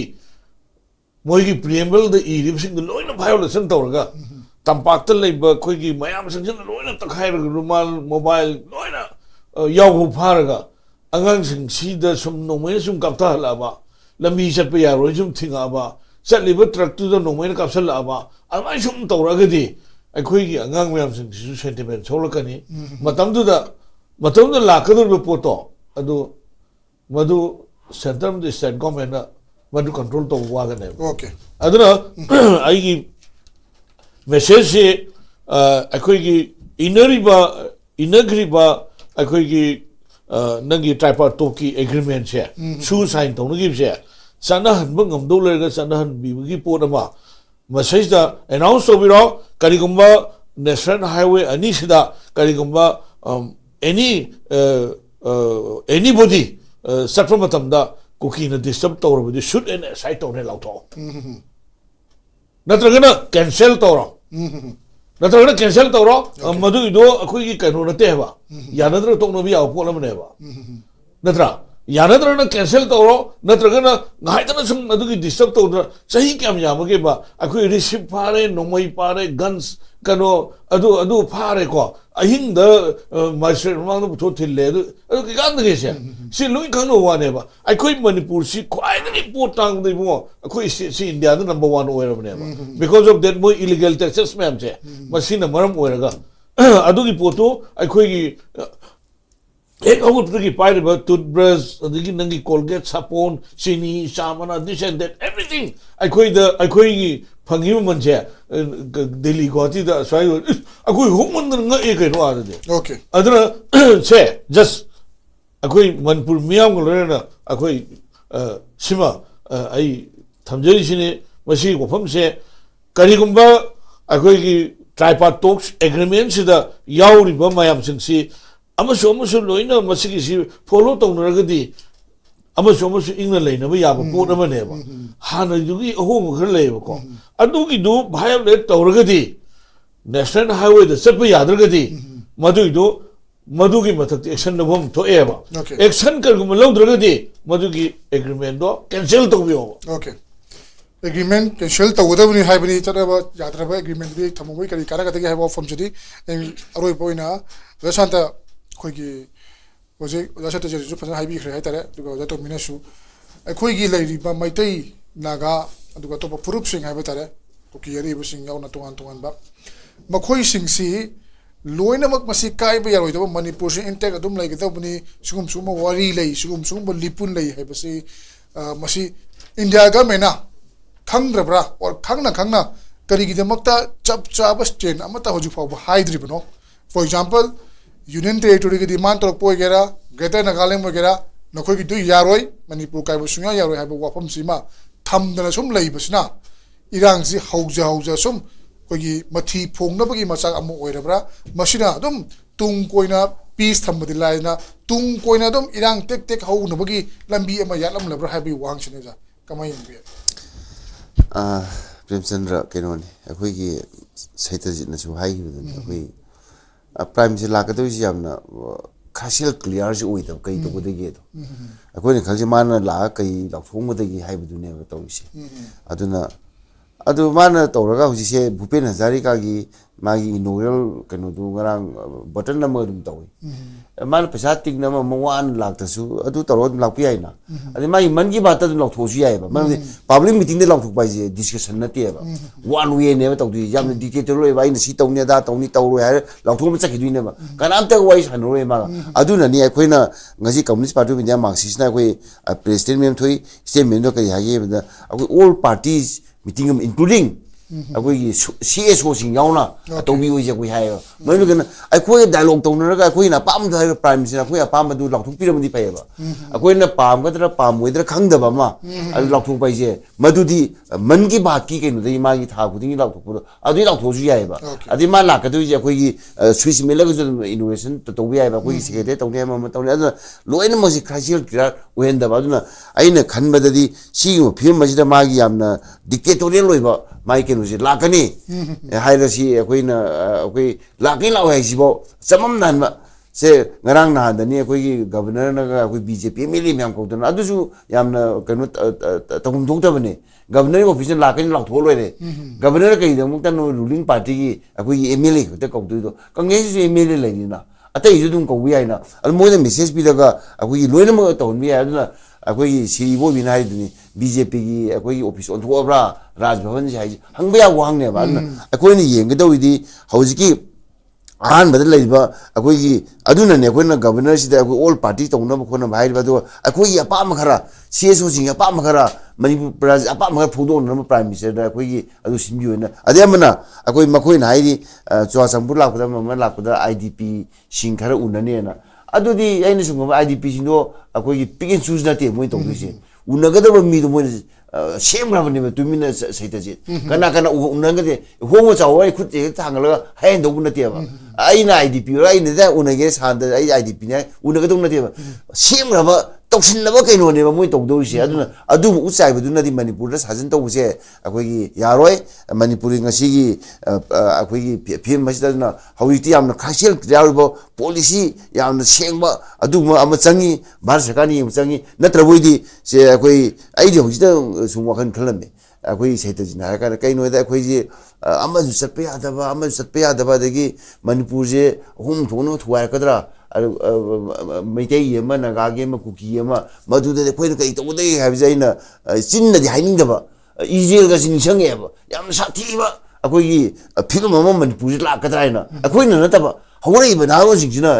akoi ijel sumai to na koi pangan kan de ya koi lambi ma phat ya de ma akoi je len lok ne ba manipur si ju len lok ni adu ga koi manipur valley akoi gi da ta ri ba se ma pham ji len lok ne ba adu akoi gi lambi ma ya ta ba ya ro akoi flight to de sat pi ya ro ba se akoi meeting chat pangam de di da lupa sing kunha ni bu chali ha na lupa sing ohum na akoi yo bi ya me ma kha chat ma ta adu si me phim ji da ma koi gi asau ba se akoi gi nang thor pa ya ba ma sa ba adu si yam sa thi ba yam tam thi ba akoi future ma लातन बा अकोई भारत की prime minister ना भारत सरकार ना अकोई मणिपुर लेबा राजनीति दल सिंह मणिपुर लेबा CSO Singh अदुगा soul मियाम Singh असि अपुनबा अकोई मिफम म कोबिदना मकोई मोटो लोबीरगा मणिपुर कई तो बुया गेदगी हेबदो मदु अमा अकोई तौबिरबोइदि यामेन अफबा अम ओइगनी अदुगा भारत सु फबो ओइगनी अदु भारत की मंगल लेबा मणिपुर सा फबो ओइगनी अकोई प्रजा म्याम जा फबा ओइगनी हेबजे आई थमजागी ओके मयेक सेगना हाबी भाई बतारे मरोइना कुकीदना महाइबा नगादना महाइबा मतेदना महाइबा तौरगदी मदुना तुम कोइना चटपे याबो सॉल्यूशन पुरपा ngमोय हाइबनी कुकीदे तारम डिमांड पीबा याबो यावगदी अदर तोंगान तोंगान मचाव थोरांगे थबक सिंग पैकेट पे याबो यावगदी अदुम यानी हाबीबा ओरोइदोबा अमदी सुया यावदो पोतु मदु पाखुम पी बोय पी दे बोय तौरगा तुम कोइना डिमांड तहन बाहाइबसिना कोना थंगदा यान चावबी रांग म थोरक नबगी बाटोन तौबुगा पाखक ओइगनी हाइबनी चप मानना मैतेने तानबदा सुगैगुंबा असोइबा अरानबा और तुंग सोरकदब यावगदी मदु यारो हैबिबा अदुगा चप मानना नगाना तानम डिमांड दसु मदु ओइथोकपा यारोय मदु चनबा यारोय फॉर एग्जांपल एफएमआर सिदुमक लखथोखरगनी मदुगा मानबा तोंगान मम थमगे नत्रे हारेगना नखोइगे तोंगान मफम खरा सिक्योरिटी थमगा तनुखसि हानगे हाइबन चिंगबा असिगुंबा चप चाबा आंसर सिंग पी दबिदा सुमसुम थेमगा एक्सटेंड तरो तरो सुम लेबिदुनदी तुम कोई चटप याब सोल्यूशन पुरप ngमोय हे तुम इरान थ्रोकनबा मचाक ओइगनी हिरम सिंग असि कुमना खंथबिरगा प्राइम मिनिस्टर ना महाकी मणिपुर की खोंगचट असिगी ओइबा तोंगान बा कोगी वाफम सिंग तोंगान बा अपील सिंग तोंगान पॉलिसी सिंग अदु पुरकपना क्वाइदगी अफबु ओइगनी हारगा ngasi गोनते द मणिपुर फास्ट सरमसी मतंग असु संजरगे ngasi थरमसी पेन होमंगना सरुक याबि द थाफोक्चरि मसीदी ngasi द मणिपुर फास्ट सरमसी थरमसी करम तोइबे दखरे फीडबैक पिबिरो ngasi की यदि कायबा थेंगजरि खुरमजरि